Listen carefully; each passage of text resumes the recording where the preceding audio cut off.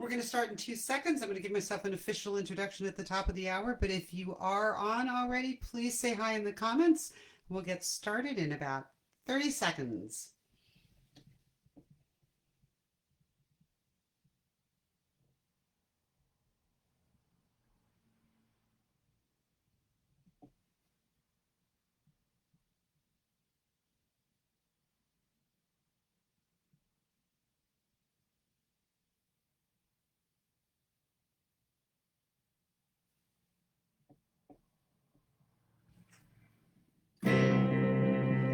And now it's time for another live stream this week in honor of Pride Week with Lauren Mayer.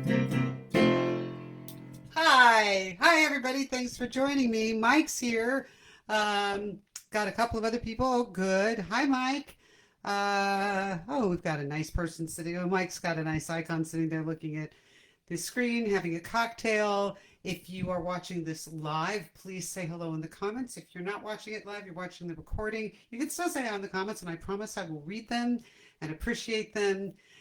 Today's live stream is in honor of Pride Week. That's why I've got my rainbow sweater on. And I'm going to start with a Pride Week themed song, and then I will go into a few other topics. If you have requests, put them in the comments. I can't always do them. Thank you for sharing, Mike, and I'm glad you like my rainbow style. So I want to make today in honor of Pride Week also whatever tips or proceeds I get from today, including any album sales or anything else, are all going to be donated to the Trevor Project, and I'll talk about that in a little bit. And Pam is here. I've got some requests for Pam because she was a good girl, did her homework, and got her requests in advance. But if you have last minute requests, I will try, but I've got several planned for Pam because she did let me know.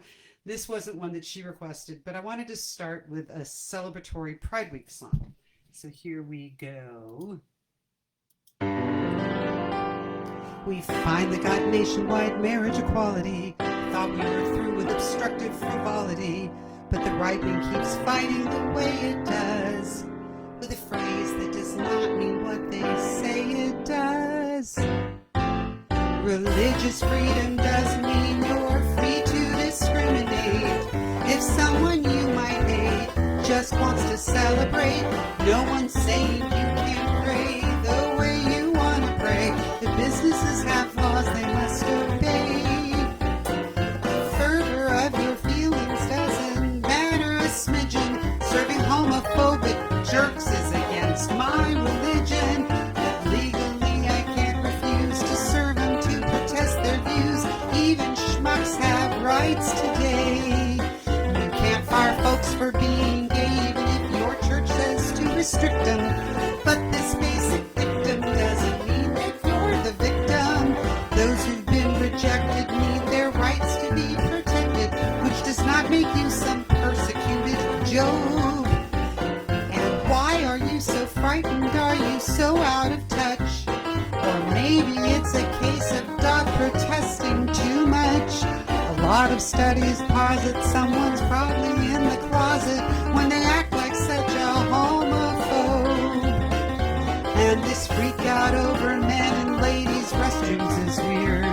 Despite all that they feared, not one case has appeared. And does this mean when we've gotta go, some schmo has gotta screen us? Let's not forget religion's like a penis.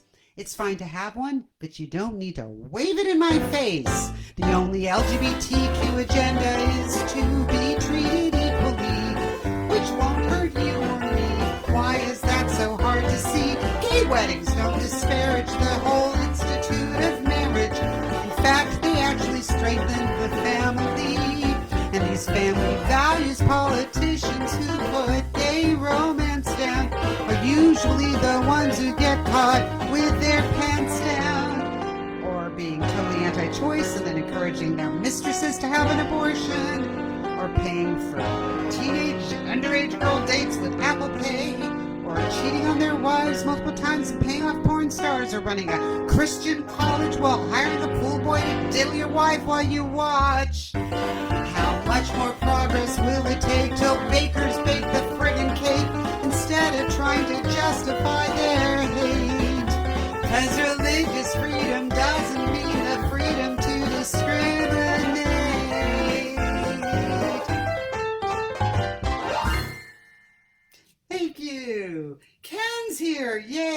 So the gang is all here.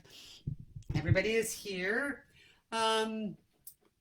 So I'm going to do a mix of things, including my most recent songs that I haven't done in the live stream. So before I get to requests, I will do the one that I wrote last week. This one is about the fact that the former guy can't seem to get a book deal, even though every other corrupt member of his inner circle is getting multiple millions of dollars of book deals. And he can't get one, largely because he can't write, and there's a lot of other reasons. So I couldn't resist this one, which seems to be doing pretty well, at least on Facebook. This is to the tune of I Could Write a Book, which is a beautiful song by Rodgers and Hart from the musical Pal Joey. And it's actually kind of our song for me and Scott, because the very end of it is, and the world discovers as my book ends how to make two lovers of friends. And since we started as friends, we always like that song. So I totally destroyed it in the process of associating with the former guy, but I think you'll see why it fits really well. And the original song starts with this very weird verse that almost nobody does. So I'm going to show you what the real verse is. It's A, B, C, D, E, F, G. I never learned to spell, at least not well. 1, 2, 3, 4, 5, 6, 7. I never learned to count a great amount, but my busy mind is yearning to use what learning I've got. I won't waste any time. I'll strike while the iron is hot. If they asked me, I could write a book. So that's what the real one is. I'm talking very fast right now. I think I'm hyped up and so glad you're all here. But I will take a sip of my tea and do the Trump Can't Write a Book song. Here we go. ABC, Cuffeffy, hell, Trump never learned to spell, at least not well. Oh shoot, I gave myself more intro than I expected. So that was a test. How's the sound? How's the balance between the mic and the ambient sound and the music? If you want to let me know in the comments. Let's see if I have more. No. Okay, great. And Kathy, oh, hi, Kathy, and thank you. Well, that's a lovely comment. Kathy thanked me for keeping everybody sane. It's a heavy lift these days with everything this crazy. All right, let me start this song over now that I remember how much intro I gave myself. Hang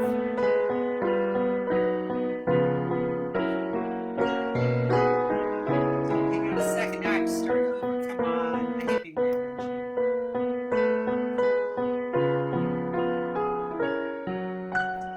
ABC, Covfefe, hell, Trump never learned to spell, at least not well. See, I couldn't resist that part. Facing Facebook and Twitter jail, his efforts to stay visible all fail. With his wounded ego needing a little public hurrah, he said he'll write a memoir, but publishers all replied, nah, they won't ask for Trump to write a book. Perhaps concerned how such an offer might look.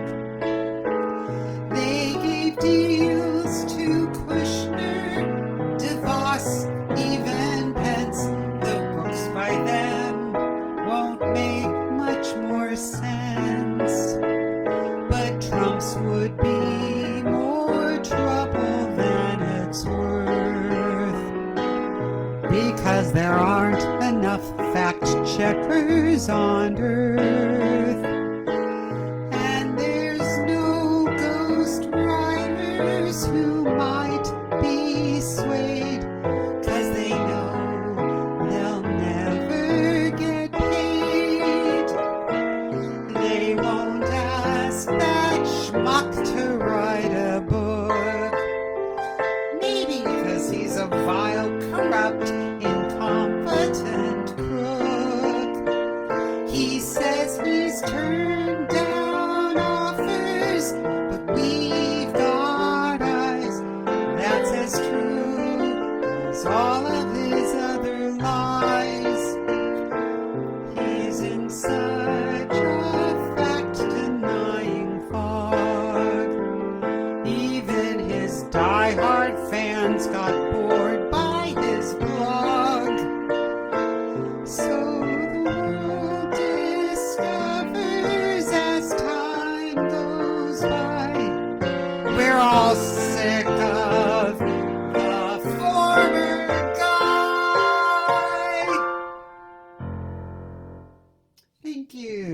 I'm glad you enjoyed that.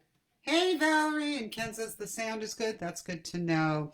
All right, so I'm going to start with a couple of requests. And so far, the only person who's made requests is Pam. So, Pam, you get all the requests unless somebody else has one. So, let's see. What was the one that Pam said? Oh, you would think that reproductive freedom would not be, hang on, we got, still in the news, but they're passing all these other, basically, laws outlawing abortion after the date at which probably somebody knows she's pregnant. And a lot of states are trying to push these cases to the Supreme Court so they'll overturn Roe v. Wade, which is a frightening thought because it's not going to make abortions stop. It will just make safe abortions very difficult and only available to women in blue states or who are very wealthy. So and I remember these battles the first time around. And the whole point was, we're not ending abortions by making them illegal. But there's also an element of misogyny in telling women how they ought to behave and trying to control them and to make us all feel like Britney Spears and the male hierarchy is the conservatorship that we're all trying to get out of. So anyway, I figured since they're trying to take us back in time, the song should go there too. Let's see, let's get my volume. Hold on a second, my volume on this is really low. Can you all hear? Oh, I know why, because this gets loud later. Okay, let me go back. Oh gosh, sorry, that's too loud. Okay, let's try this again. From what some politicians state or how some red states legislate, their views are sadly out of date. So once more we'll reiterate, I don't want to go back to the 1950s when women's rights were really just the dregs. We couldn't raise our voices or have reproductive choices besides crossing our fingers and our legs. And now these schmucks are banning access to family planning, as if to TV preachers they've apprenticed. And no wonder we're all cynics. You can't replace Planned Parenthood clinics with optometrists, a food bank, or a dentist. Oh, don't take us back to 1950 by treating us like helpless little elves, saying we've no role that's greater than being a baby incubator, so we need to be protected from ourselves. I thought that we'd evolved and these issues had been resolved, but from Florida to North Carolina, the war on women's going strong. So it's time for another song, though I'm running out of words that rhyme with vagina. Don't take us back to 1950 with some politicians whose misogyny couldn't be clearer, getting in such sexist digs, calling us nasty, ugly pigs. Do you want to ask, have they looked in a mirror? You prove that you despise us by the way you patronize us. It's their judgment they revile. Why trust us with a child? So I'll yell and I'll fume. Get the hell out of my womb. Then this attack, don't take us back to 1950. Thank God we can vote.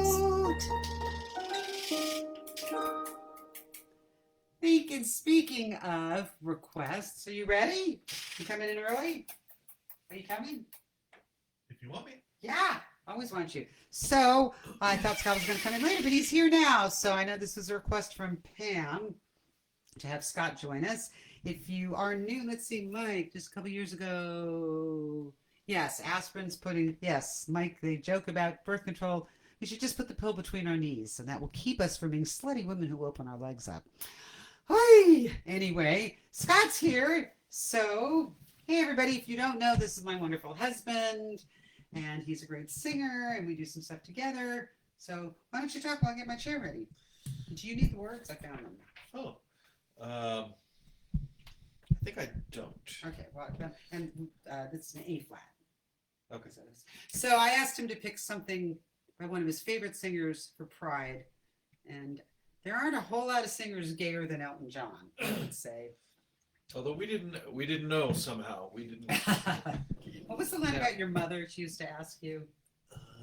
Oh, he doesn't talk about his. That was people at her office. Yeah, so say, but do that. Oh, my mom. I would be her kind of check on, who was what sexuality. Scott, there's a guy in the office. Very nice, very nice. No wedding, no rings or anything. Dresses very well. Never talks about anyone. He appears to vacation by himself. And he always plays. No. Now Barbara Streisand and I was going to go with that easy reference. Nail polish. But she says, "Hon, I just don't know." And I said, "Mom, it sounds, but yeah, I'll meet the guy." So I meet him at the office, and within 10 seconds, I go, "Mother." Was it the pink nail polish or the purse? It's just, I don't know.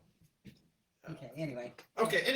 Happy Pride, and I love Elton John. Maybe you do too. This was the title of the movie that came out recently about Elton, who came out as bisexual in 1976, and my brother and I were surprised. I don't know why. Now, in my defense, I was 10, but he does not need to remind us how much younger he is than I am. But that's okay. And were you at Yale by then? Yes. Oh, I started when I was young. Anyway. But Elton, and he's touring around the world. His farewell tour is now getting close to 4 years. Now COVID extended it, but he just added a bunch of dates. So anyway, sing along if you know it. She packed my bags last night, pre-flight. 0 hour, 9 a.m. And I'm gonna be high as a kite by then. I miss the earth so much. I miss my wife. She's right here. It's lonely out in space on such a timeless flight. Sing along if you know it. And I think it's gonna be a long, long time. The touchdown brings me around. I get to find I'm not the man they think I am at all. Oh no, no, no, 'cause I'm a rocket man. Rocket man, burning out his fuse up here alone.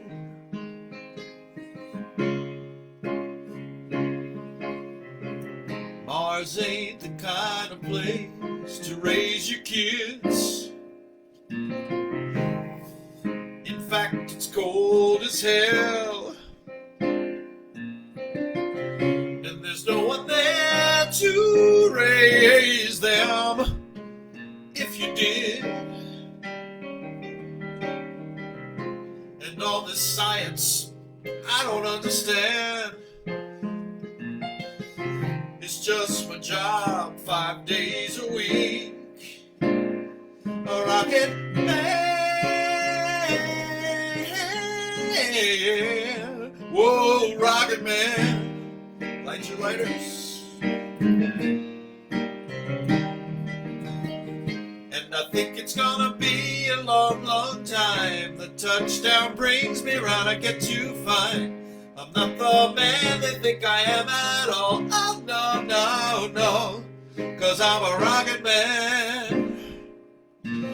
Rocket man, burning on his fuse up here alone. That's another refrain. And I think it's gonna be a long, long time. The touchdown brings me around. I get to find I'm not the man they think I am at all. Oh, no, no, no, whoa, I'm a rocket man.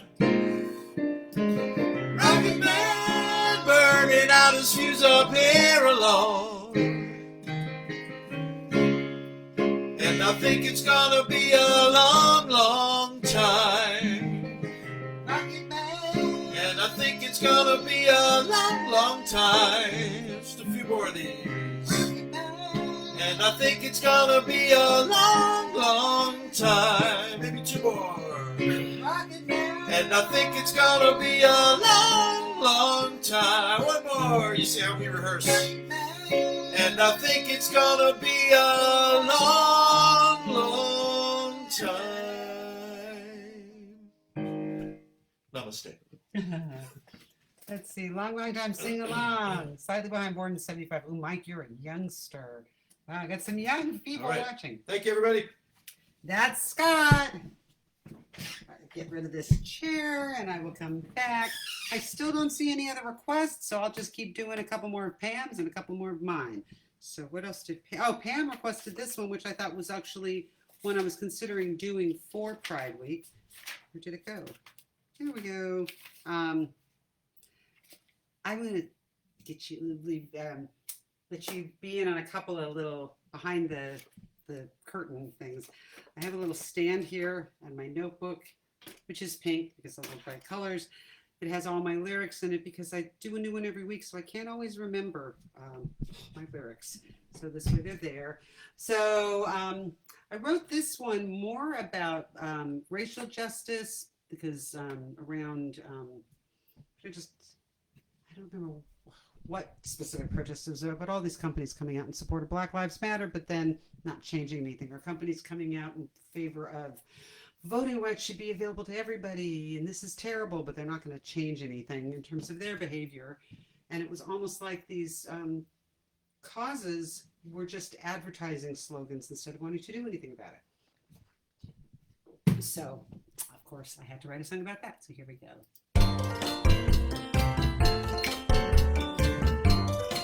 Cha-cha. All the really big companies love to show their support of what's right. Though it turns out when push comes to shove, they back down from a fight. But if you don't disown it, you own it. If you don't disavow it, that means you'd allow it. If you don't salute it, you'd better refute it. Instead of doing the complicit cha-cha. When it comes to the latest craze, you can claim you sure give a hoot. But when states pass these oppressive laws, why are you suddenly mute? If you don't approve it, work to remove it. If you don't respect it, then publicly reject it. If you don't endorse it, speak up. Or of course it means you're doing the complicit cha-cha. Ads with LGBTQ rainbows or tweets that Black Lives Matter. If it's not all a vain pose, then spare us the useless chatter. Statements aren't enough when the going gets tough. Aye, we've heard enough.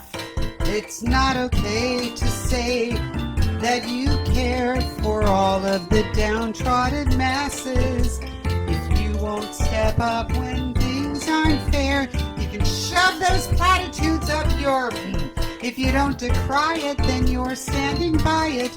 If you wouldn't have picked it, you must contradict it. If you don't discredit what ought to be shredded, then you're doing the dreaded complicit cha-cha-cha. If you don't disown it, you own it. If you don't disavow it, that means you'd allow it.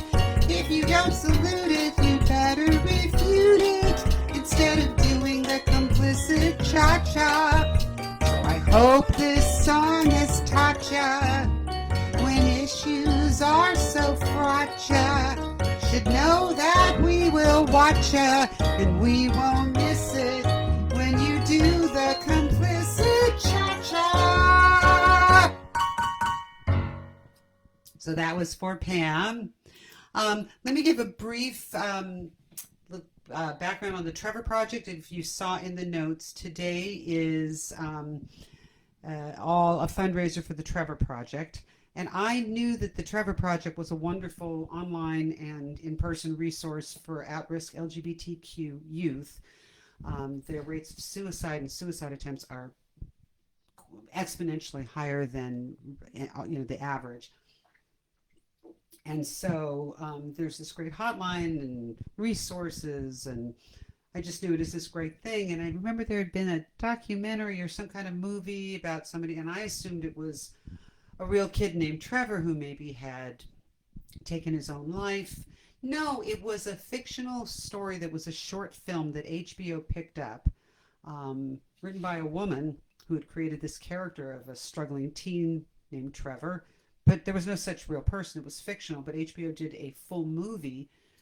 And I don't often say nice things about HBO, mostly because right now I'm annoyed at them because we have HBO, but we don't have HBO Max. They showed one episode of the show Hacks, the new one with Gene Smart, which the pilot was great, or the first episode was great. Now I can't watch the rest of it. So I'm annoyed with HBO, but here's one good thing they did.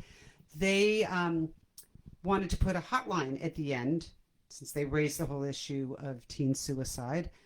And there wasn't one that they could find that was nationally available. So they took the leftover money from the production budget and set it up. So HBO started it, and then it started getting donations and becoming its own nonprofit. So anything I make from today will go to the Trevor Project, and that doesn't also include anything that I sell. All those links are in the description. You can also go directly to thetrevorproject.org if you want to just donate directly. But if you want to do it through me, you can do it that way too. And I promise you, I will post on Facebook how much I was able to raise today. I've made $1 on Bandcamp so far because I'm selling the next song as a single.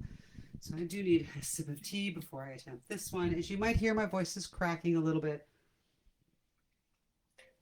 Allergies have been terrible in California. Things are blooming here that shouldn't. But I'm doing the best I can. Anyway, this is the song I just posted on Friday. It was inspired by Carl Nassib, the Raiders football player who came out as gay.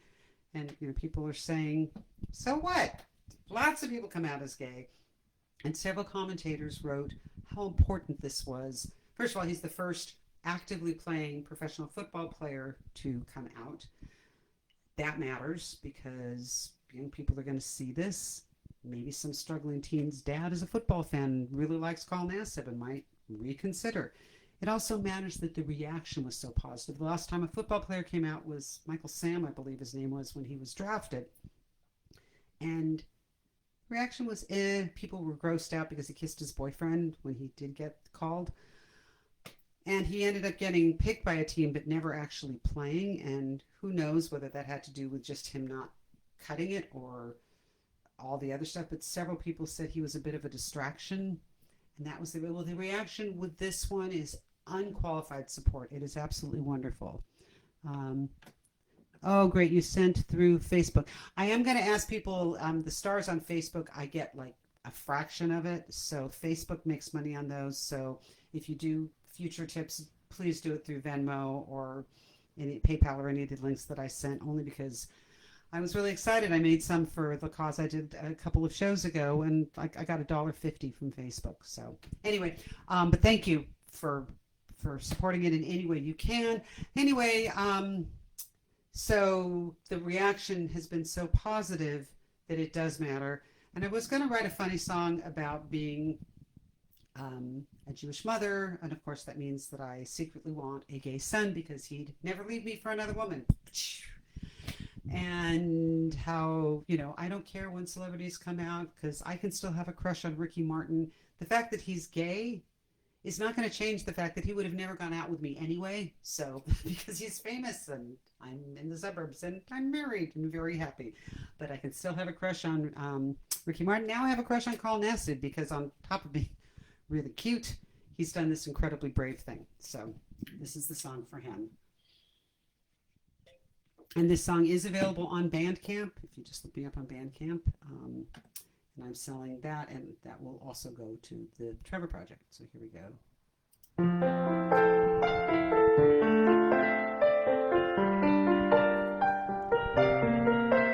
Every time a celebrity publishes... I'm I'm sorry.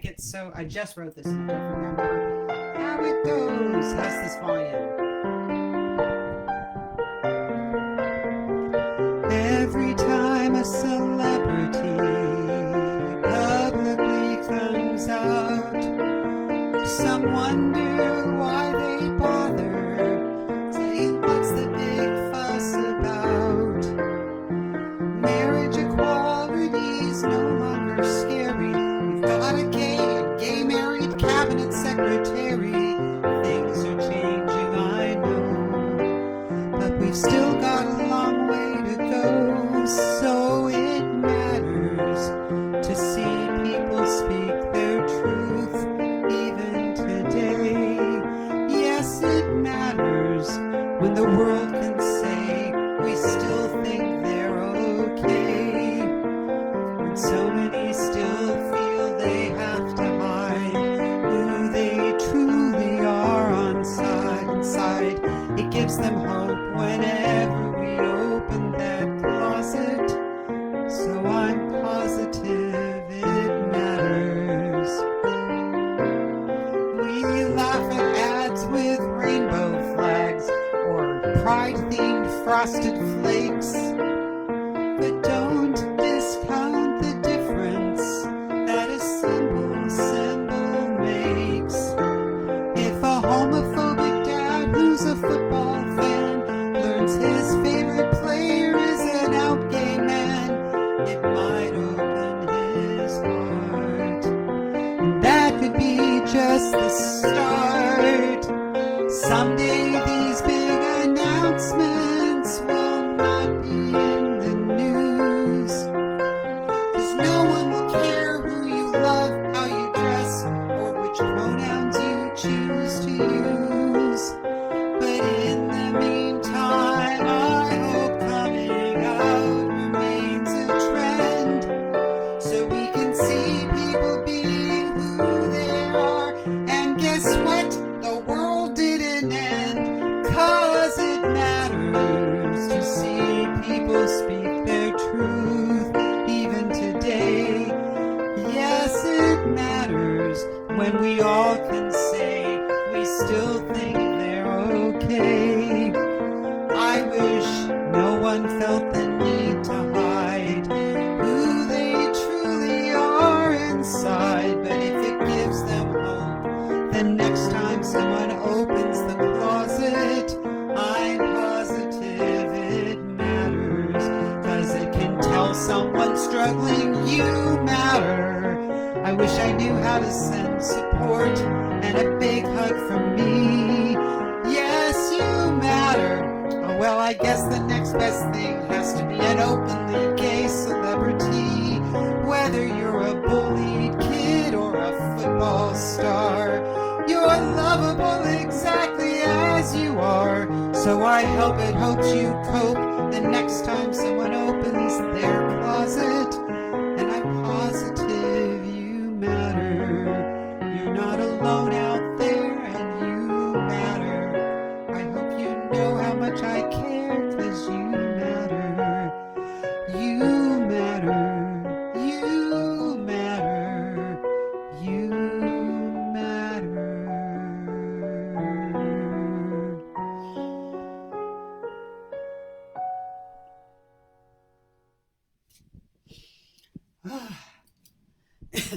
I should show you guys the outtakes from when I recorded that video, because I sang it live in the video because I was writing it so quickly.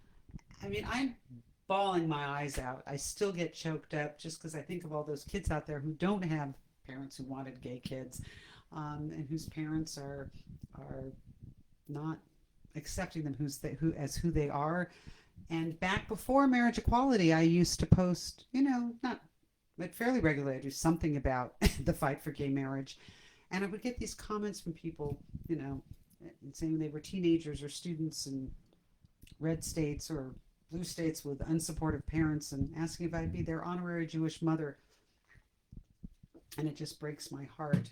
I've always tried to be open-minded about that. When my older son was, 8 or 9, he would start asking me things like, "Mom, when do you think I'll be ready to start kissing girls?" And I would always say, "Your body will tell you when you're ready. And it will also tell you whether you'd rather kiss boys or girls, and both are okay. And he really did have to say, Mom, after several of these conversations, he said, Mom, could you give it a rest? And I'm really sorry to disappoint you, but I'm straight. So anyway, but I want to be a supportive surrogate mother, not in the literal sense, for all those young people who don't get that kind of support. So anyway, that's why this is a real, and I've been in the arts all my life, so I've known a lot of gay people who did not have accepting families and struggled with it. And my generation, even with accepting families, people, it was just not a thing. So this one I feel very strongly about. So let's see. I did pull a couple of other things that I wanted to do for you today. For Pride. Oh, yeah. Did I get any more requests? I'm just looking. I don't think so. All right. Well, let me do, again, chime in the comments if you have any requests. Oh, Pam requested another that one, yes. Let's see, what's this one? I'm sorry, I pulled a couple things and I can't find which one I pulled. I did that. I did 1950. Did complicit. Oh, let's do one more Pride theme one, and then I'm going to do a couple that are not political. This is another Pride theme song I did about the Bible thumpers saying that their religion means that they get to discriminate. This is kind of a partner song to it.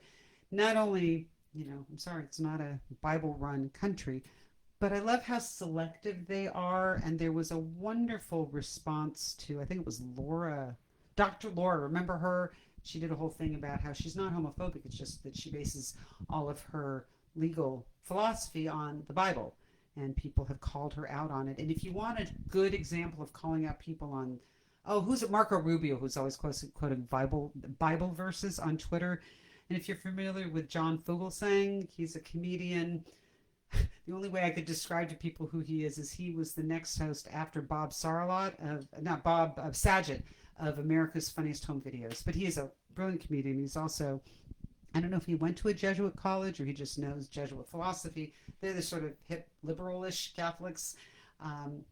And so he always is able to respond to Marco and anybody else who quotes Bible stuff as an excuse for discriminatory, mostly anti-gay or anti-women or racist. Basically, they use Bible stuff for all of that. So I think either he or somebody else referred to Cherrypicking the Bible, and I thought, well, that sounds like a gospel song to me. I thought gay rights were here to stay, but right-wing holdouts won't obey. Defending homophobia with religion-based myopia. But if that's why they're resistant, they ought to be consistent. 'Cause they're just cherry-picking the Bible to block equality. The proof is undeniable of their hypocrisy. They apply selective economy to what they do from Deuteronomy. You can't just choose which rules you will obey. If you cite the Bible, then follow it all the way. So pork and shellfish you can't eat, and don't go mixing milk and meat. On Sabbath no work can you do, and it's a sin to get a tattoo. Mixed fabric clothing never wear, and you can't trim your beard or hair. All that you don't follow, your argument's hard to swallow. So it's cherry picking the Bible to say there's no Adam and Steve. That logic isn't viable with so much else you don't believe. Don't rail against same-sex till you observe each word of Exodus. You can't just choose which rules you will obey. If you cite the Bible, then follow it all the way. The Bible also okays slavery, and women are husbands' property.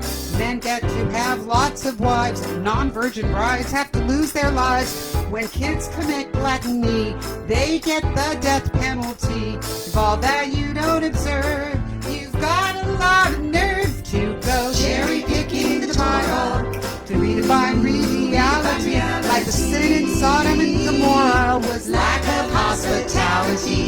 Plus the whole game menaces, not mentioned once in Genesis. No skipping the scripture bits you don't want to use. If you cite the Bible, you can't just pick and choose. Just pick and choose. Plus the line you quoted all along, saying lay with another man is wrong. I guess it's fine to do it standing up, sitting, or swimming. And it doesn't say a thing against two women, which makes the Bible kind of like porn. Cause it's cherry-picking the Bible to say men can marry men. If homophobes just would look, we've all evolved since then. Even the most Semitic us ignore most of Leviticus. Just cherry-picking till you can discriminate. No need to get all blistery. You're on the losing side of history when you're cherry-picking to justify your hate. Your side used the same rationalization for laws against miscegenation, but cherry-picking the Bible to fight equality. Quit cherry-picking the Bible. Oy vey! Woo, I forgot that was a hard one to sing. Let's see if I have any more comments. So Jen liked that one. Pam liked that one. So before I do my last song, which is another request of Pam, although I have to admit, Pam, I was going to do this one anyway. If you'll look in the description of today's show, I have my next coming up show, which is tomorrow. 2 shows in a row. Tomorrow I'm doing a one-woman show for a theater in San Francisco called The Marsh. Now I'm doing it from my house. They've still not opened up for live performances, but we're hoping that they will soon. The Marsh is a San Francisco institution. They do all sorts of one-person shows and experimental theater, all local. They don't bring in celebrities from outside, as opposed to some of the other venues I've played. For example, there's Feinstein's at the Nico in San Francisco. I did a show there a couple of years ago with Sandy and Richard Riccardi, and I think Pam and a couple of other people found me through them. And we killed. We didn't sell out, but we, 80, 90%, and we did really well. It was a great show, but normally they only book celebrities or New York cabaret celebrities at least. And I thanked the house manager afterwards. She said, I hope you come back as a patron. Like, oh, great. Nice way to make me feel like we don't matter because we're not celebrities. Anyway, the Marsh is not like that. They do interesting stuff. It's not a cabaret. It's a mostly spoken word, interesting one-person shows. The big star from the Marsh is Brian Copeland, who's a local comedian who's been around for a long time and is quite well known, also racial justice and activist and active in a lot of other progressive causes. And those of you who maybe read my email newsletter know I'm a panelist now on a weekly podcast he does. If you are not on my mailing list, go to laurenmayer.com and you can get on it. You get my newsletters, you get information about my shows, or you can just you can message me with your email address if you want me to add you, or there's a link on my website. So anyway, the show I'm doing tomorrow night is called I'm Not Old, I'm Vintage. It's the joys and tribulations of being an older woman. So I'm going to close with the title song of that show. It's about half hour long. It's tomorrow night at 7:30, themarsh.org. I think you just go there. There's a link to the live stream, but if you just go to the website, you can find me there.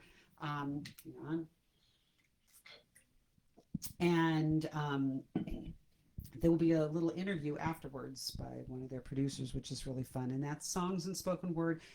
It is a comedy show, but I do try to make a few serious points and from all sorts of things, including sociologists. And also, I just finished reading the autobiography of Marion Ross, who you may be familiar with as the actor who played Mrs. C on Happy Days, and was the only person who got to call the Fonz by his proper name, Arthur. Anyway, I just thought that was it's a great book, by the way, if you are in the mood for a memoir that's you think is just going to be funny and silly and behind the scenes dish. And there's some of that, but there's also some wonderful, interesting life philosophy stuff. So here's my title song from my one woman show tomorrow. Where did it go? There we go. And I hope you can join me for that. More importantly, thank you for joining me for this today. And thank you in advance for any of your generosity, or if those of you who already have, your generosity to the Trevor Project. It means a lot to me that you are as supportive of that as I am, and that you are so supportive of me. And I've said this multiple times in my live streams. This means a lot to me that you come share this with me, and it means I can perform for people in locations that I might not get to, because I'm not famous enough to go on tour to every part of the country. I hope as things open up, I will get to someplace near you. And contact me if you want to work out some sort of house concert, because I do those too. But in the meantime, thank you for continuing to join me. I will keep doing every other week, at least through the end of July. We'll see how things are in August. Even at the point where everything opens up, I will at least do these once a month for the foreseeable future, as long as you guys are willing to come. So here we go. Thank you again. And here's my theme song for my philosophy of life.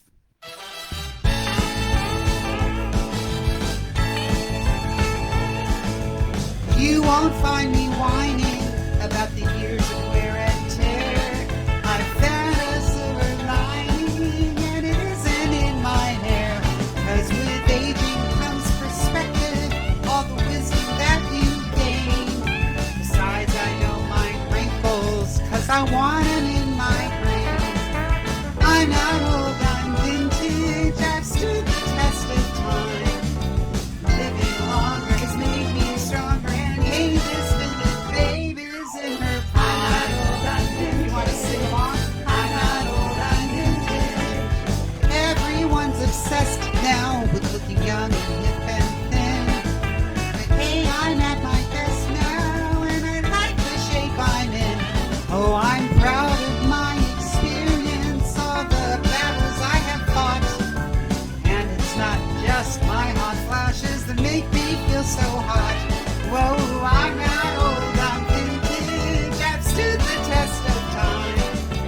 Living longer has made me stronger, and hey, this vintage baby's in her prime. I'm not old, I'm vintage, I'm not old, I'm vintage. I don't have to be invisible, I'm not hiding anymore. In fact, I'm proud to say I'm a middle-aged woman. Hear me roar.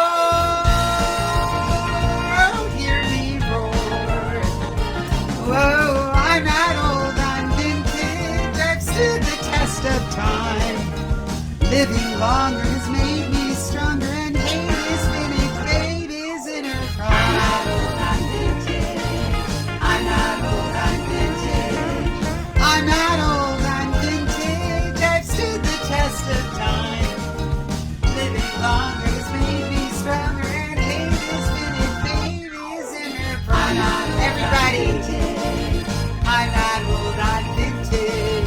I'm not old, I'm vintage. I'm not old, I'm vintage. I'm not old, I'm vintage. Thank you very much. I'll see you next time. Bye-bye.